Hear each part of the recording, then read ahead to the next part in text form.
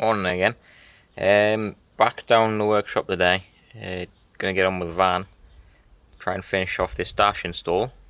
Trying to get it right is a pain in the ass. Today I've got to do. So I've got focus. Radio to do. The cigarette lighter with it goes into the other cigarette lighters in there. They're going to get swapped for USBs because you don't need cigarette lighters. USB is much more useful. I need to do the gear linkages. I need to pull it off that van. Cluster. I might leave the cluster for the minute. You can see there's gaps there, but it's usable. And I kind of just want to get the rest of the dash together, and that's a lot easier to sort on its Todd. Apart from and the switches. See if I can figure out how to get the switches to work. Whether I take the caps off the old switches and there we go. Take the caps off the old switches and go from there. Maybe because so that's my traction control. A lot of people just say, "Oh, we just grind out the dash." My camera skills are shocking this morning. We just grind out the dash and fit the Mk6 switches. But then you end up with a massive gap there. That wouldn't be nice. Wouldn't be proper. If you're going to do your job, do it properly, I would say. And I still need to figure out where to put the wiring loom down there. So, time to crack on, I think. First job I'm going to do today is gear linkages. There's the column, which I'm not using because it's different. They're the gear linkages we need, because I've got the dash like that. And those are the dash mounts I was talking about in the last video. They're different. I've got away without putting those new ones in because the panel's different. It doesn't have the holes and stuff. So you can see that's a heater relay that I smashed getting the dash with that I didn't need. So you can see there, get it out of the way, the gear linkages run through the floor there, and obviously on a Mk6 they run through the floor there or somewhere around there. So we need to pull them out. But I found out recently that you don't just need the cables and the linkages, you need the whole selector mechanism out the top of the box. That bit there with those bolts on. So I'll pull that out and show you from there. The other day that the gear selector turrets are different between the Mk6 and the Mk7 if you're doing a conversion.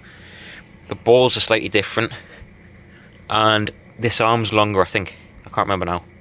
I did it the other day, but for some reason the first video I took didn't work. There was sound but no video. So all you got to do is you got to undo the 6 bolts, 1, 2, 3 there, and then there's 3 along the back, and also the bracket that runs the cables through. They're different between a Mk6 and a Mk7 as well. So get them off a Mk7 when you're doing this conversion as well. It's something that I'm pleased I had the full van for, otherwise I wouldn't have had it. So I'm messing about with the switches. I'm getting there, but it's taking hours. That's the kind of stuff that takes hours, especially if you want it to sit right and flush and work perfectly. So while I've got some glue drying on them, and I need to sleep on the seat, I'm going to ironically pull that seat out and pull the carpet out so I can put the new Mk7 one in, because Mk7 one doesn't have the hole in the middle for the gear stick. So I pulled the step out. When you get in the steps out, usually you've got to go under the van and undo them 10mm bolts into the step, but mine are all broken, so it just pulls out. So now I've got the van jacked up on an axle stand. I'll always put it on an axle stand, never work under a jack. And I've got the gear linkages routed through there. You can see the hole there. I'm just about to pull the linkages off, the original linkages off.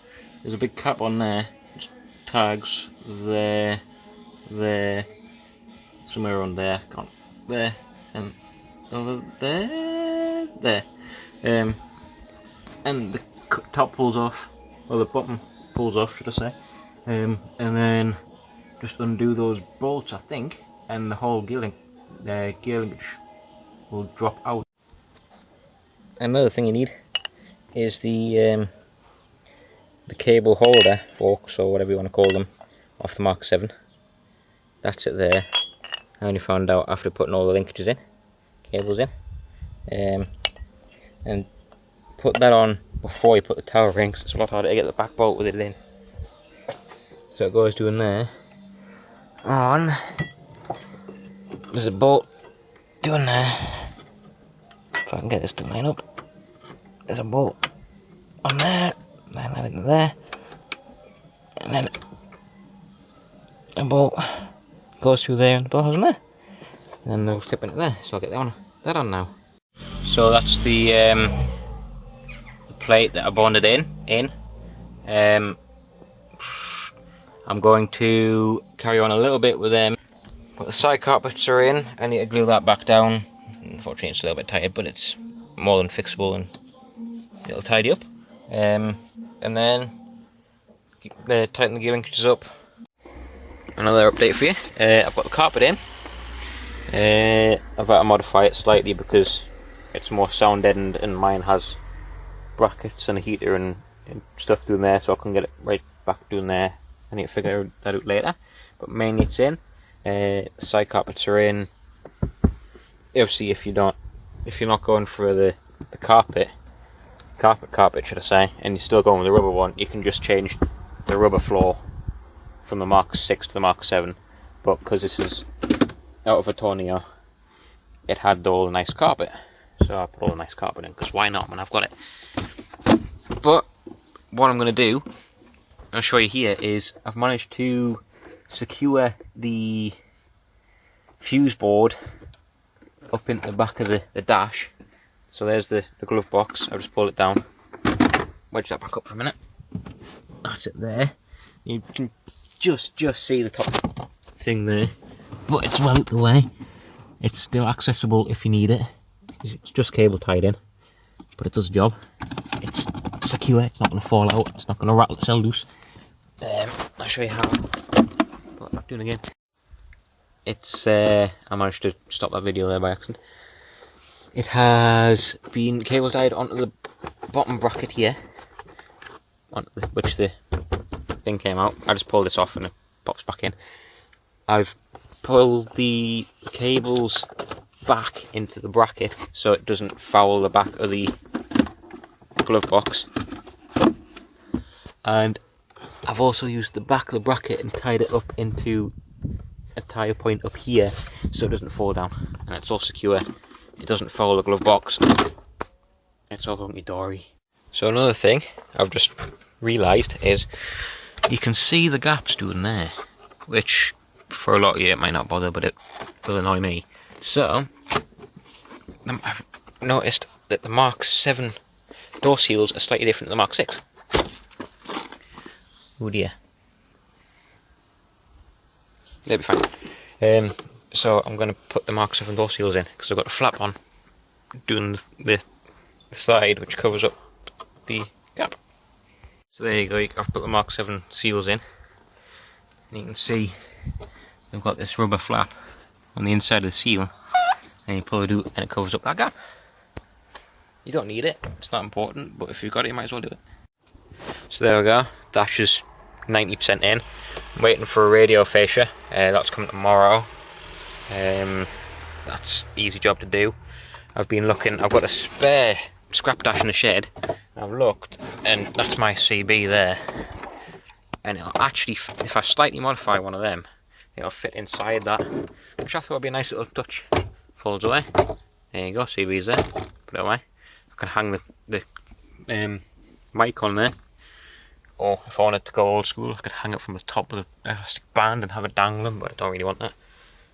No, it's pretty good now. I've still got to mess about with some traction control switch in there. Got to do the steering wheel, still do the clocks, but that's another day's job. And yeah, it's finally together. Carpet's in, needs a good clean, and I need to glue that flap down over there. And annoyingly, one of the places over the road, or over the railway, because the railway line runs along the back of our yard, they have started burning paper and stuff, so now there's ash falling everywhere, which is really annoying. It's like it's snowing, isn't it, Annie?